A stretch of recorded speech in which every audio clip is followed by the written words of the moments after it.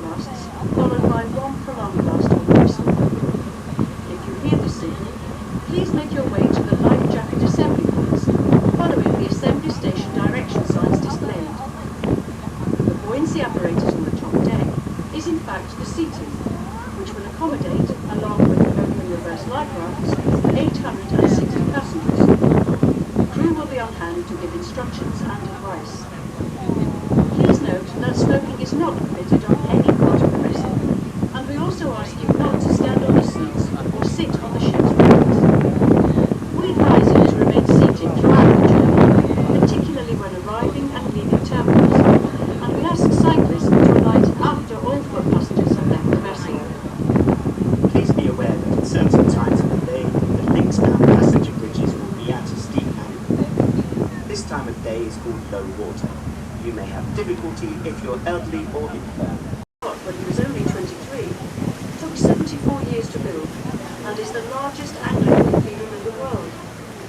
To the left, the delicate spires of the Metropolitan Catholic Cathedral of Christ the King top an enormous and beautiful stained glass lantern, which during the day projects a vivid display of light radiating throughout its interior.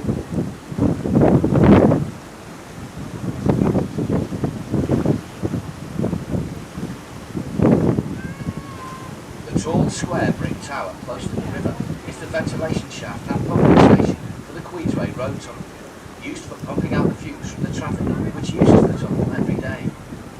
It took 9 years to build and was opened in 1934 by King George V and Queen Mary. Far down below us now are the road and rail tunnels which cross under the River Mersey.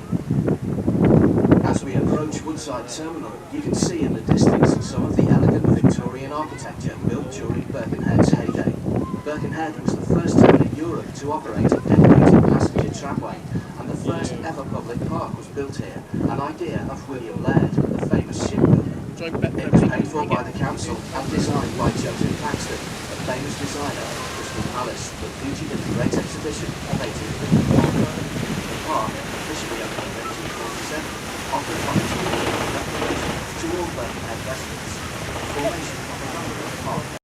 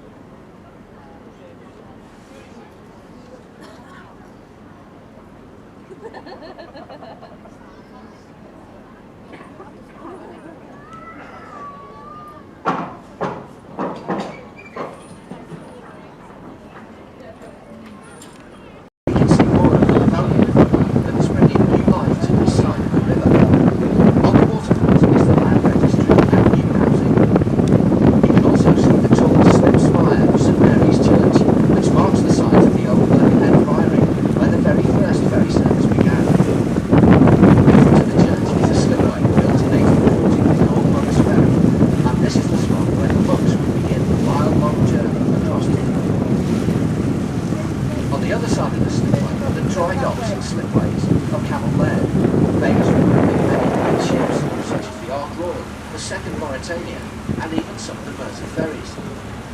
Over 1,300 ships have been built here. As we proceed across the river back to Liverpool, a stunning vista of the waterfront takes your breath away.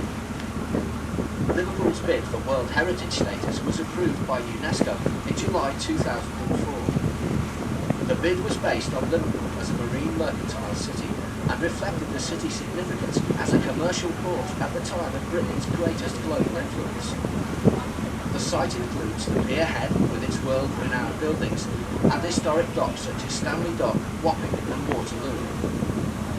The award puts the city in the same league as the Taj Mahal and the Great Wall of China, and we now attract thousands more tourists to the city, within which beats a heart alive with musicians, poets, writers, artists, painters, sculptors, designers and architects.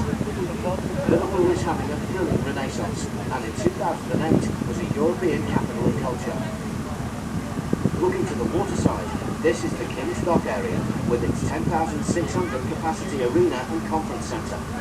It accommodates events from rock and pop concerts to ice shows and international sporting events.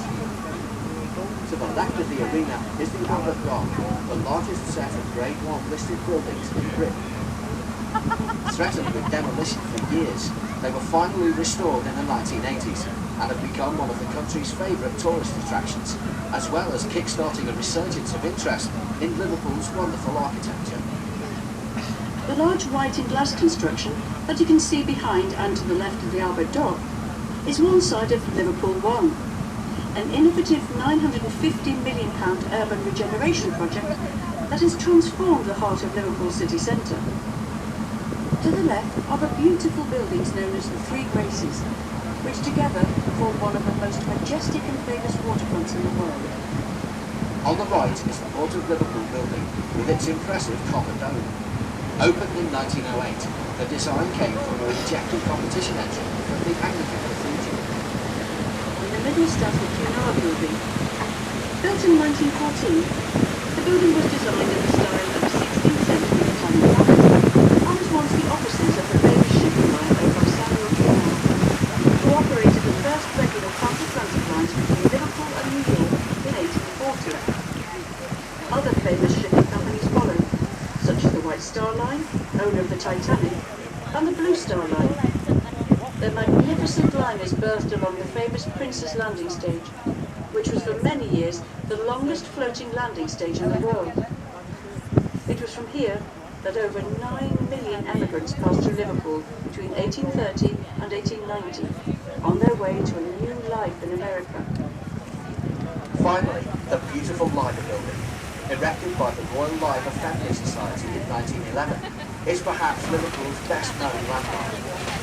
Based on a Chicago waterfront skyscraper, the building is topped by the famous Liver birds, which stand nearly 6 meters high.